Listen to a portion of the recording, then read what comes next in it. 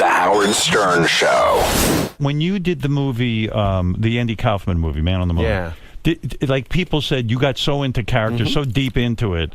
Yeah, that I lived as the characters. You became Andy Kaufman. Yeah. So when you read about Daniel Day-Lewis becoming Abraham Lincoln and he's walking around, people are addressing him as Mr. Lincoln and stuff, you understand that. Absolutely. I mean, Absolutely. that's the only way you could have played Andy Kaufman. You can't turn it off. My thinking on the Andy Kaufman thing was, a little while before the movie started, I started thinking, how am I going to approach this thing? Because it's always a different approach for every movie, and that's the fun of it. A different method for every movie.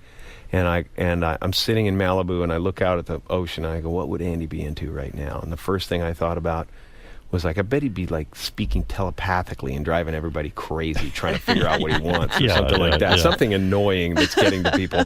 And when I said that in my mind, dolphins floated to the surface, and I went, okay, this is something. And so I now went through the next week speaking telepathically to people.